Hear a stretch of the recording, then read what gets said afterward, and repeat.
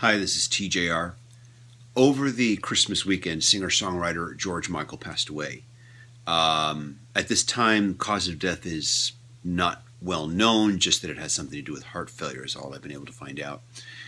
As I look back on my own experience with his music, there is an important lesson that George Michael taught me. Now, I first became aware of him through the music duo Wham!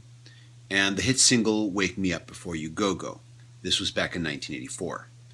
And of course, at that point in my life, my reaction was to hate that song.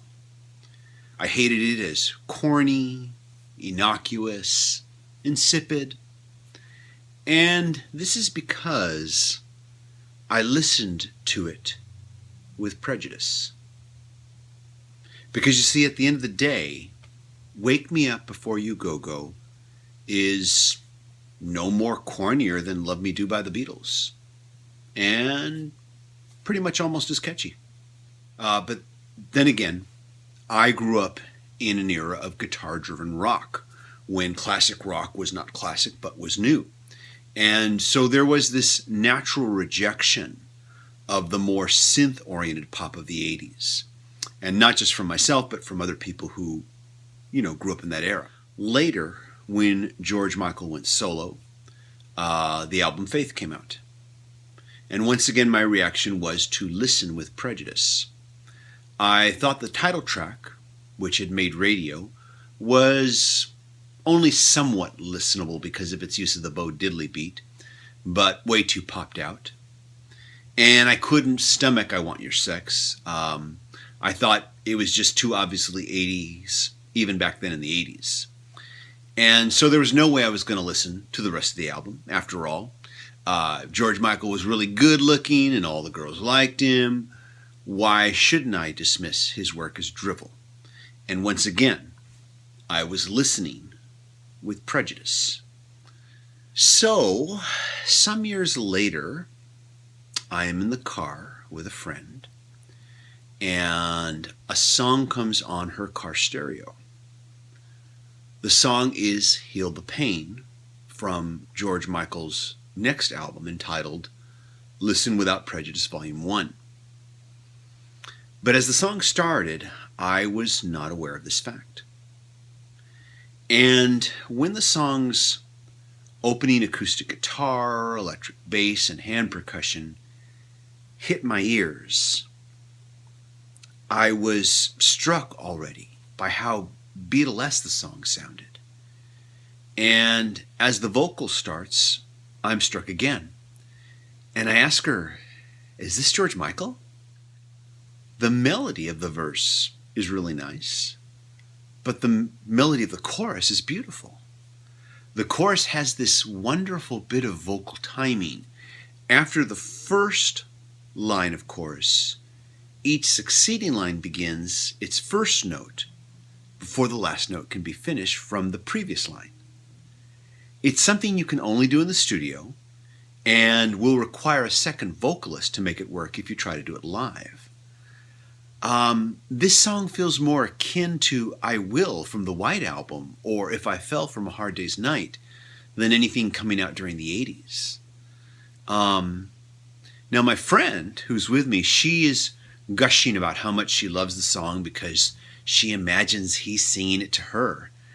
And thankfully I ignore this and just focus on how melodically beautiful it is. So for the first time, I listen to George Michael without prejudice. Then I ask her to start this album from the beginning. And I hear the hymnal Praying for Time with its descending chord line played over a B-flat bass. And at first, I think this song could have been written by John Lennon. The melody is once again beautiful, but the lyrics are what is really astounding. The rich declare themselves poor, and most of us are not sure if we have too much, but we'll take our chances. because God stopped keeping score. I guess somewhere along the way he must have let us all out to play, turned his back, and all God's children crept out the back door. And it's hard to love. There's so much to hate, hanging on to hope when there is no hope to speak of. And the wounded skies above say, it's much too late. Well, maybe we should all be praying for time. And even to this day, I'm amazed at how relevant these lyrics still are. And even to this day, it's hard for me to recite these lyrics without getting choked up. Praying for Time isn't just a song about the struggle to find hope in hopelessness, but about the struggle to find hope in the greed and hopelessness that the world of man creates. The album came out in 1990, but the songs were written in the 80s. And the 80s was one of the most openly greed-embracing periods in American history so far.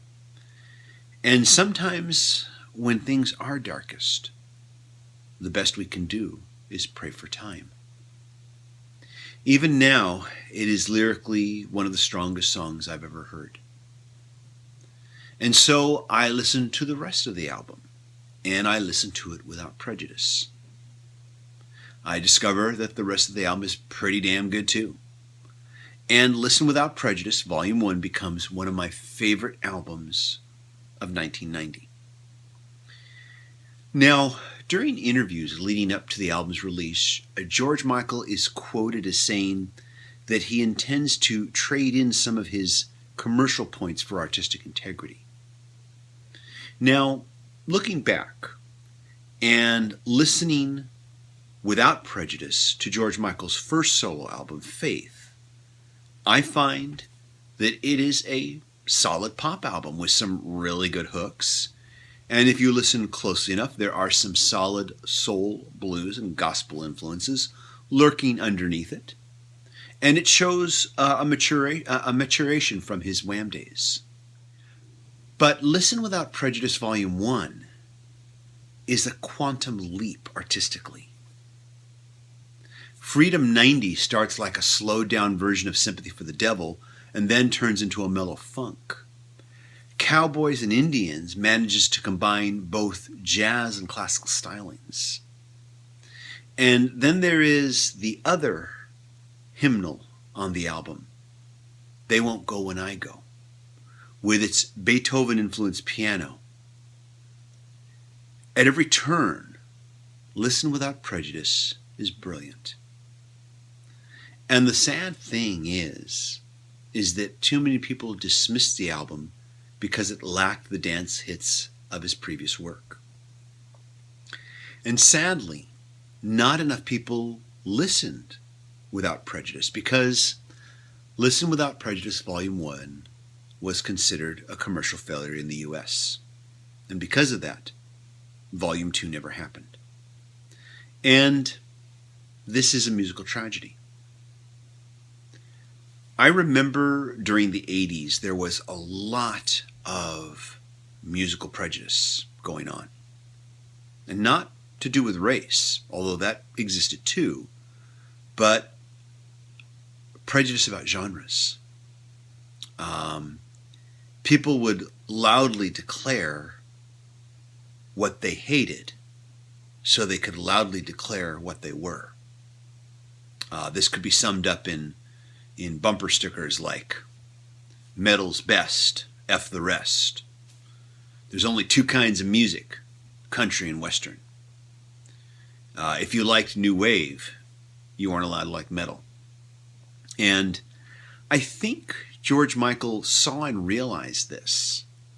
I think he also realized that people viewed him with musical prejudice and thus wanted to say to the world, hey, it's music. Please listen without prejudice. And so this is what George Michael taught me, to listen without prejudice. Now, it didn't happen overnight. I still have to work on it. it would still be years before I would give faith a fair listen. But it was a start. And in time, I have learned each day to always make the effort to listen without prejudice. And if you can start to listen to music without prejudice, then maybe in time you can learn to listen to people without prejudice. And I think George Michael would have liked that. Rest in peace, George Michael. And to everyone who has not heard Volume 1, please go out and do that now. This is TJR. Thank you so much for watching, and I'm looking forward to checking out your comments.